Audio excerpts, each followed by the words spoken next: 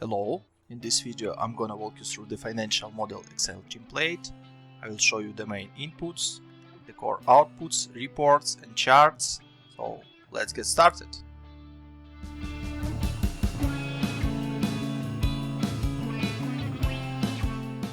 On the dashboard you are able to input core inputs, see the core financials and core charts related to the model.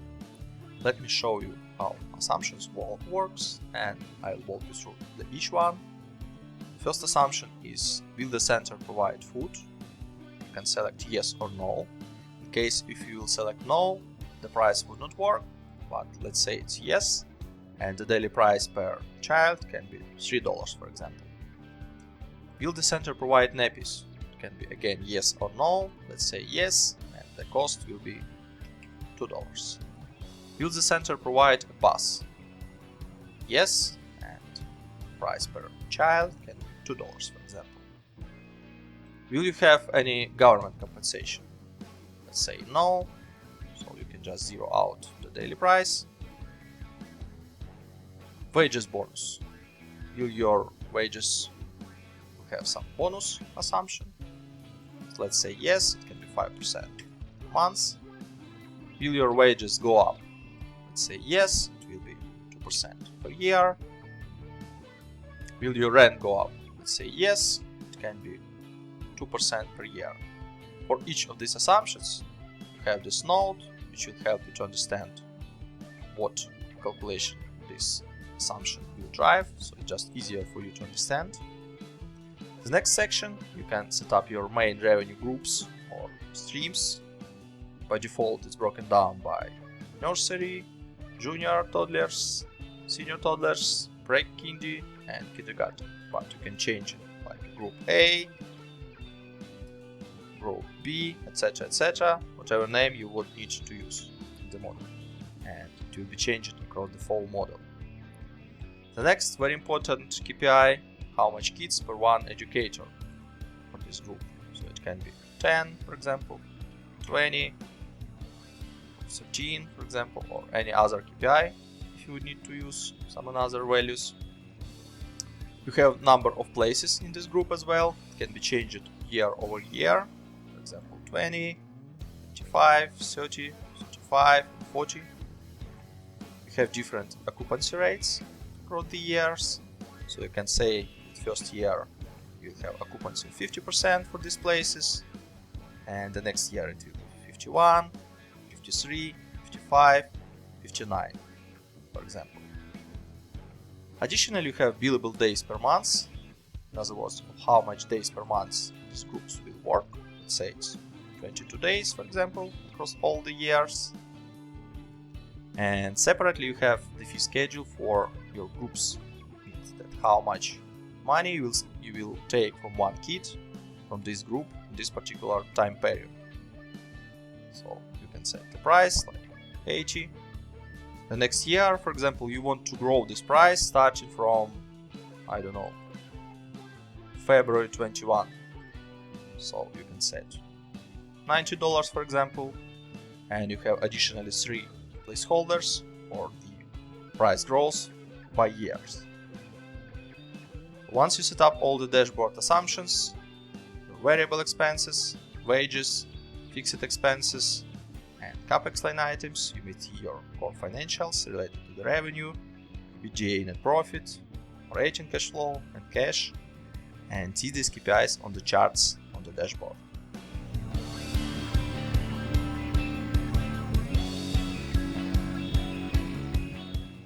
On the income statement tab, you may see the main profit and loss line items related to your business.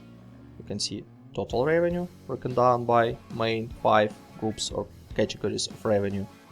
You can see total variable expenses, total salaries and wages, total fixed expenses. Each one also has the breakdown by categories, which you may open and review. You may see the EBITDA, depreciation and amortization, EBIT, interest expense, net profit before tax, tax expense, and as a result, net profit after tax. On the cash flow tab, you may see the breakdown of your cash flow by operating activities, by investing activities, and financing activities. On the cash flow statement indirect method, you may see the same operating, investing and financing activities, but in more collapsed form. On the balance sheet, you may see the current assets, which include cash and account receivable, all the non-current assets components, total liabilities broken down by current liabilities and non-current liabilities, and your equity. The summary of three statements you may find on the Financial Statement Summary tab, which consists of 5 years breakdown of P&L, balance sheet and cash flow.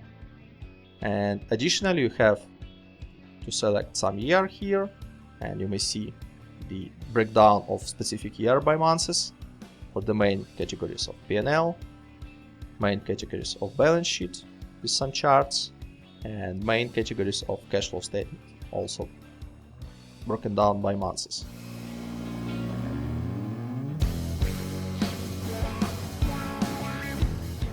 On the Financial Charts tab, you may see two sets of charts, which is 24 months by month and 5 years by month. On the first set of charts, you may see the EBIT amount. On the next set of charts, you may see the EBITDA and the revenue by months for 2 years and for the 5 years. The next set of charts will show you the cash flow, which is broken down by operating activities, investing activities and financing activities. And on the last set of charts, you can see the cash balance, also broken down by months for 2 years and for the 5 years. On the KPI charts, you may see the main industry benchmarks with comparison to your model outputs. On the first top chart, you may see the educators and total staff to compare if it grows proportionally.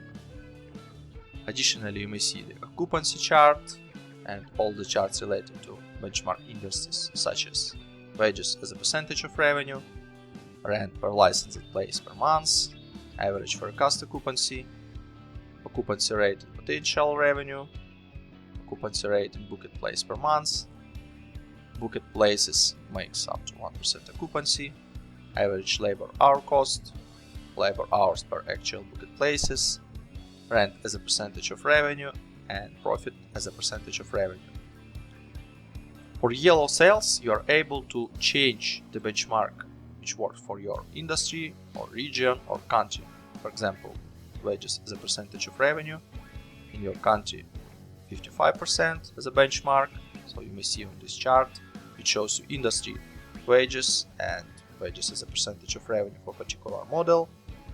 You see this comparison and you can compare how your business works in comparison to industry specific KPI. In terms of gray values, just values you can review on the chart here, so you're not able to compare it with industry specific KPIs. And you may note that you have as a blue value values calculated by the model, and as an orange value you have industry specific KPIs.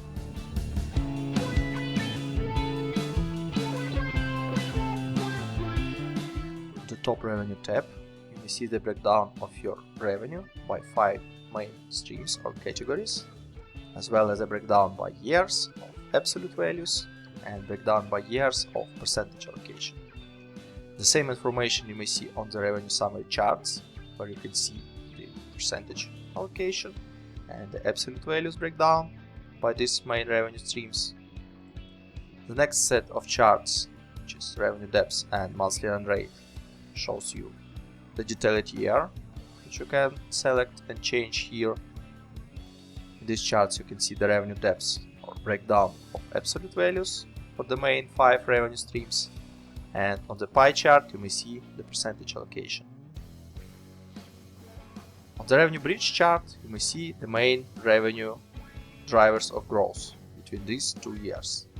These years are also changeable, so you may select the first year and the last year and see the main drivers of revenue growth broken down by these 5 revenue streams between the first year and between the last year.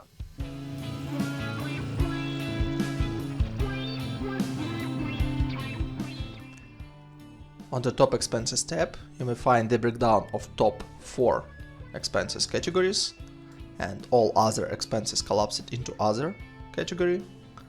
You may see the breakdown of absolute values broken down by years with a total below, and also to the right you may see the percentage breakdown of these expenses. The same information you may see on the charts below, which you may find the percentage breakdown and the absolute values breakdown. On the couple of charts below you may find expenses depth and monthly run rate for selected year. You are able to change this year, and you may see the absolute values and percentage breakdown on the pie chart. On the expenses bridge you may find the main drivers of expenses growth between these 2 years. These years are also changeable, so you may select the first year and you may select the last year. And you may see that total expenses starting in 2020 will change to total expenses in 2024 by this waterfall. On the break-even tab you may find the calculation of revenue break-even level and break-even chart. For this particular use case, you may find that your revenue break-even level is less than actual revenue calculation. This means that company is profitable. On the valuation tab, you may see the calculation of company valuation based on the cost of equity, which you may input here. Cost of loans you previously inputted on the dashboard. Calculation of resource share you may see here. There is also tax rate, and here you may find the weighted average cost of capital. In the valuation model there is 2 valuation methods, which is EBITDA multiple and revenue multiple. You may select one of them, and below you may input multiple of methods. Based on this information we can see terminal value, which is calculated on unlevered free cash flow. You may see the present value of unlevered free cash flow, NPV, and multiplicator evaluation for this particular company.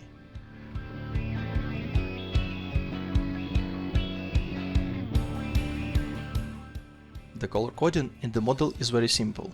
You may change any yellow cell in any yellow sheet within the model. This means that this yellow cell has some input, assumption or driver which impacts the calculation within the model. Blue sheets means that on these sheets there are some charts, reports, and other information which can be useful for reporting purposes. On the tabs without color you have some extra calculations related to revenue, to debts, equity, inventory, and everything which is needed for the reporting. Additionally, you have Contents tab, which allow you to navigate across the model very simple. So you may click on any report and you can go back.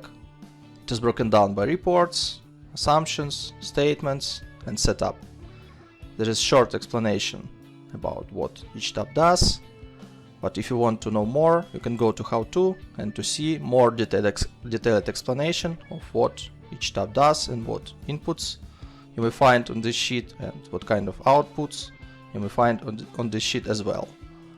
Any header of this section is also clickable, so you may click on, for example, Book Assets, and you go directly to this tab.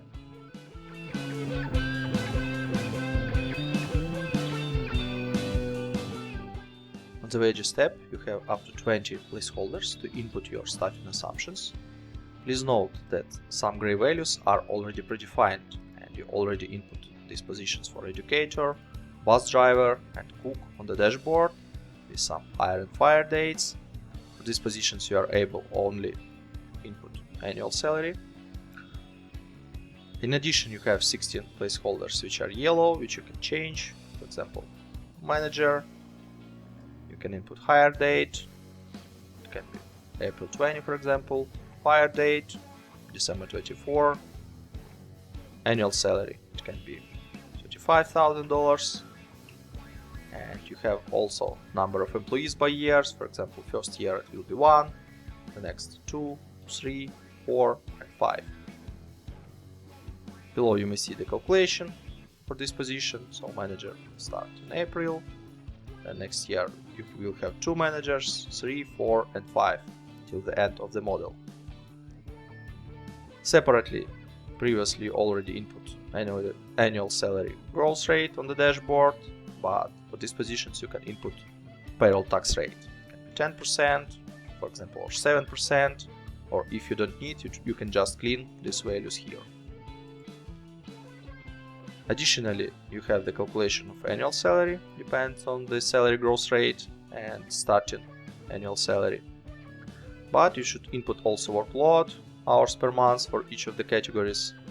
The standard amount is something between 160 and 165 hours, but it can vary if it is part-time, or in case of if it is driver it can be half-time, which is 88 hours. All the calculation of staffing numbers, monthly base salaries, monthly bonus, taxes rate, calculation of FTEs for these 3 categories you may see below. And separately on the income statement tab you have total salaries and wages category, where you can see all your staff positions with the salaries, payroll tax and bonus broken down by months.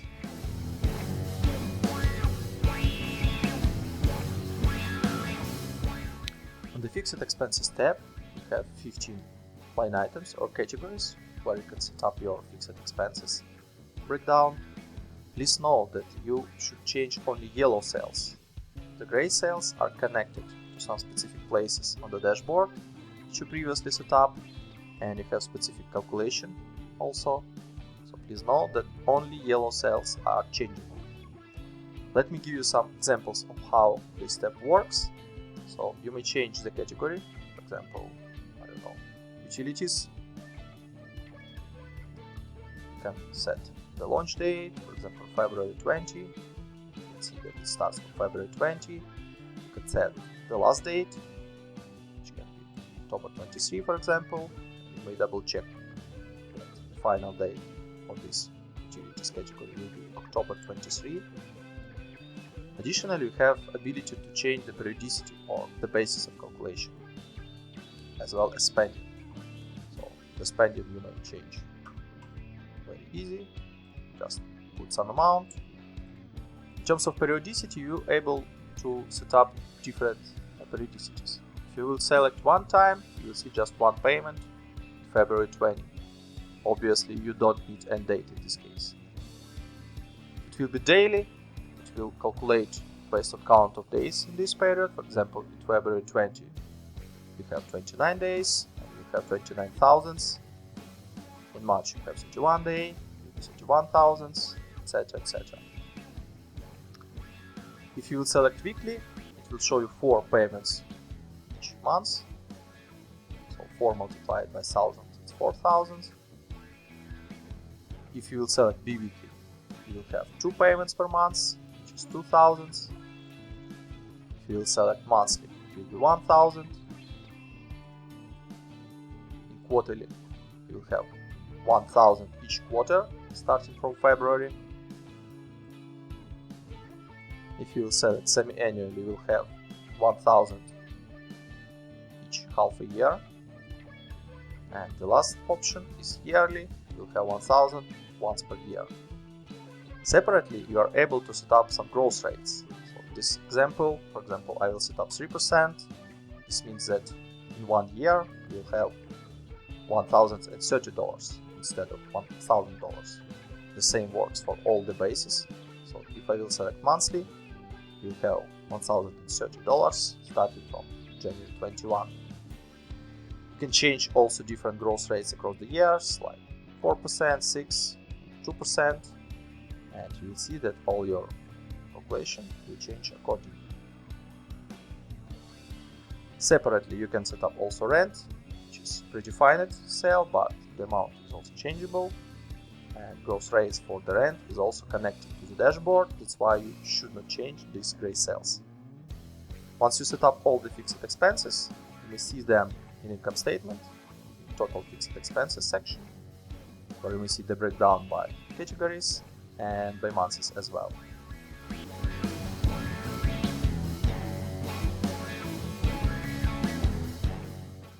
On the variable expenses tab, you can input your variable expenses as a percentage of total revenue. Let me show you how it works. For example, bank fees. And your bank fees is 2.5% of your revenue. So in the same way as your revenue grows over time, you may see that bank fees will grow as a percentage of this total revenue.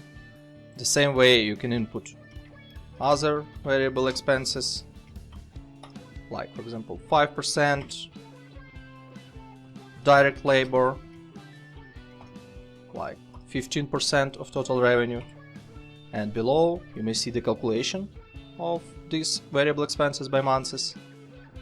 So these expenses will be connected to the income statement tab, section variable expenses, and you may see these line items by months and broken down by expenses types.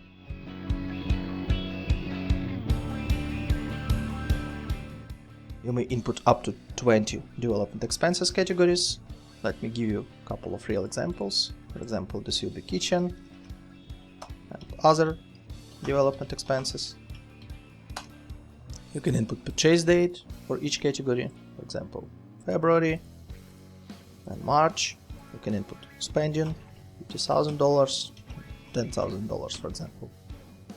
You can also use payment delay feature, which means that if you will select for the kitchen 2 months, you will pay in April for the kitchen, and for example 3 months for other development expenses, which means that you will pay for it in June 20. The total amount of development expenses connected to the assets tab. You may see it here. By default, the useful time for development capex is 5 years, so you may see the calculation of depreciation and closing net book value. You are also able to input up to 6 other assets, for example, other capex with launch date, for example, June, with 3 years of useful time, with $5,000 cost. You may see the calculation here. So in this tab you have calculation of capital expenditure, book depreciation, and closing net book value. The total amounts you may see in income statement tab in depreciation section. For the cash flow you can see the fixed assets capital expenditure, and in the balance sheet you may see fixed assets, assets closing book value, and capex prepayments. In case of you will prepay these amounts, and if you will pay in some months after, you will have capex payable. Because we set up 2 and 3 months payment delay, you may see that we have capex payable. I can also remove here or select 0 months. In this case, capex payable will be 0, but we will have just fixed assets amounts broken down by months.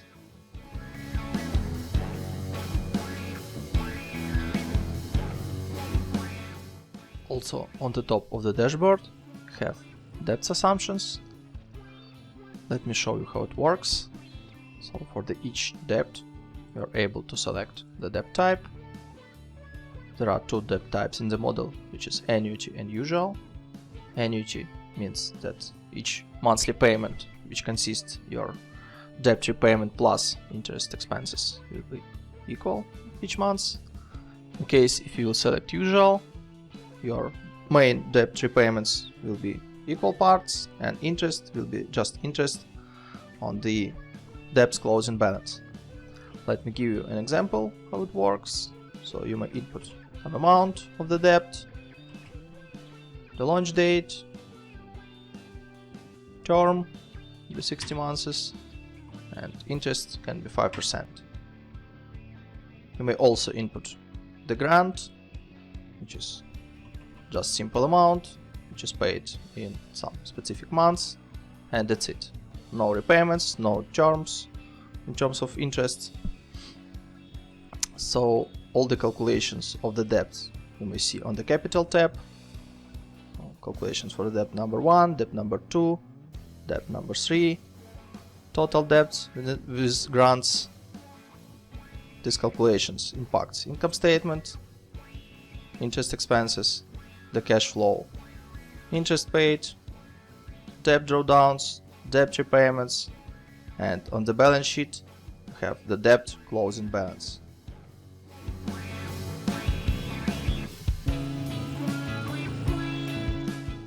On the capitalization table you can input different founders and investors' contributions, broken down by different dates of funding, with different cost of share for each series, and you can see the dilution of shares after each round, and pre-money total equity and post-money total equity.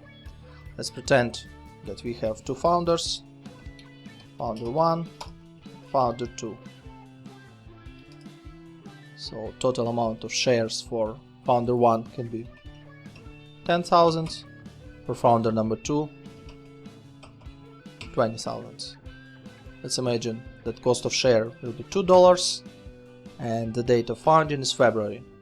This means that investment for founder 1 is $20,000, for founder 2 is $40,000.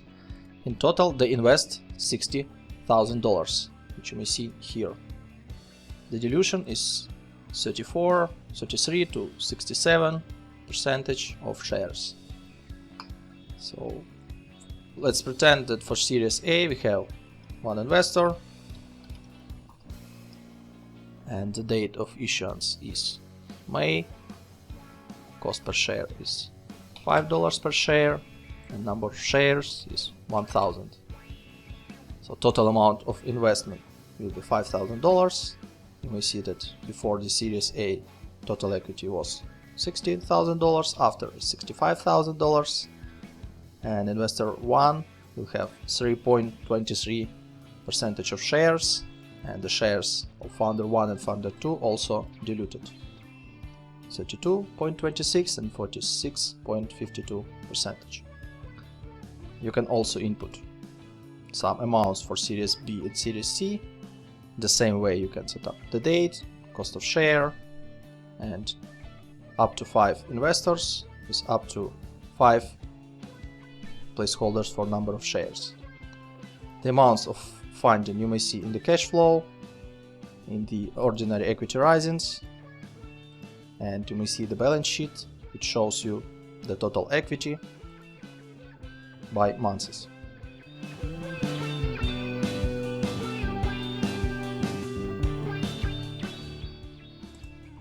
On the top of the dashboard you have currency denomination and taxes setup. So currency inputs means that you can input all your drivers for the model using one currency. You have currency outputs. It can be the same as currency inputs and it can be different from currency inputs. So let me give an example. When you input in United States dollars, you have euro as an output, and for this case you can set up currency exchange rate. This is 1.2 for example. In this case you will have in the model all your inputs in United States dollars, all your outputs in euros, and there will be conversion rate between currency inputs and currency outputs. Additionally, you have denomination, which means that you can denominate all your outputs on the reports. In this example, you have denomination is 1000, means that your outputs is denominated by 1000. You can select millions. You may see that now it is in $1 million. You can set also billions or without any denomination. Additionally, you have corporate tax setup. You can change this number and this will impact tax expenses in your income statement. I hope you enjoyed my video. Thanks for reviewing this. You can find more on my website finmodelslab.com, and we'll see you later in the next videos.